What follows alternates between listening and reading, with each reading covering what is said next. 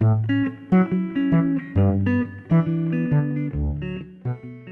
Di Davis. I'm a GP. I was a GP for 14 years and I have been a GP liaison officer here for the past 6 or 7.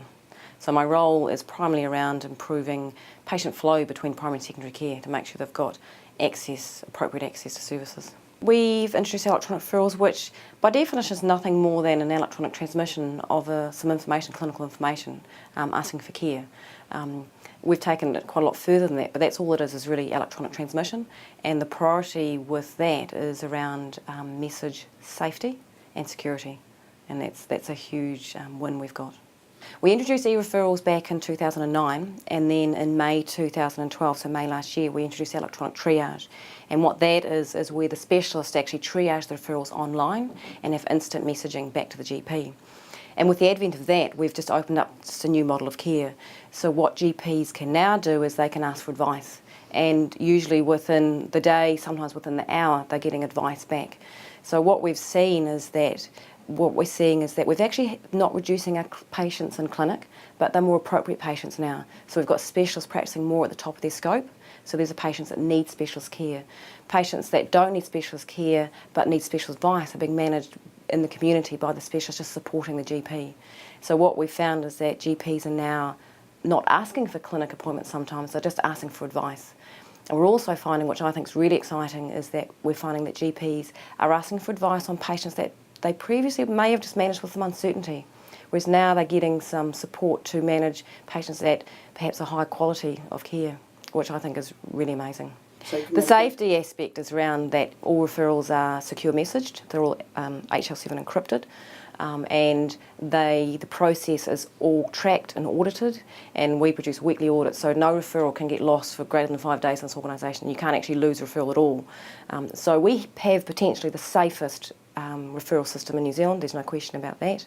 And then the quality comes around enabling the patient to get the best care at the right place, and that's what we've enabled.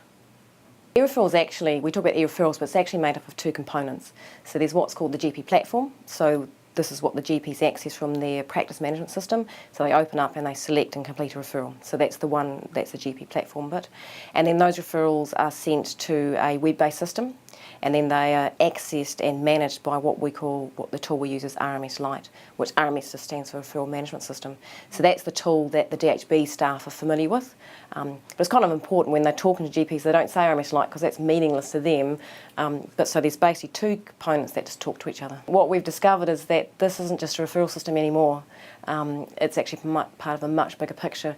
What we've enabled with the ability for GPs to get support and advice from specialists, we've actually taken the first step on the shared care pathway, but in a clinician-driven way, which is really important, because other projects around the country have been very top-down, very much focused on just those very high-need, complex patients, and it's not a good place to start, whereas we've just basically put a tool in front of clinicians saying, talk to each other. So the next steps, there's some next steps within the e-referral system that we'll be doing, and there's some next steps we're going to take outside of the e-referral system.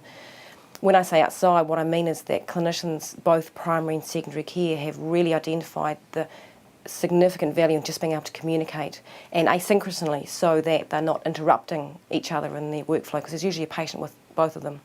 So what it's done is we've got strong clinical direction to introduce another kind of communication tool that will just allow conversations, because currently the e-referral system can only be initiated by the GP, and it can only be replied to once by the specialist, so it's in and out.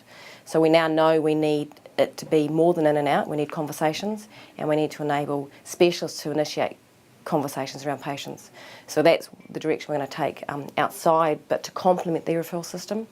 In terms of the e-referral system, there's a few things we're working on. One is to complete the platform, because at the moment it's not 100% complete. There's actually very few gaps. The major gap, I think, next year is going to be looking at our radiology suite. At the moment we only have ultrasound on for e-referrals, so we'll complete that. And then a major change is going to be that we're actually going to be moving away from RMS Lite, and we're going to be regionally aligning, and we're using the Concerto product to manage referrals, which is going to bring some quite significant benefits, I'm sure some challenges, like all change, but it's going to enable all referrals, the paper ones that we still get from non-GP sources, to be scanned into the electronic system and managed. So one workflow, one electronic waiting list, instead of the dual that's happening at the moment. Everything's tracked. It's going to be quite significant.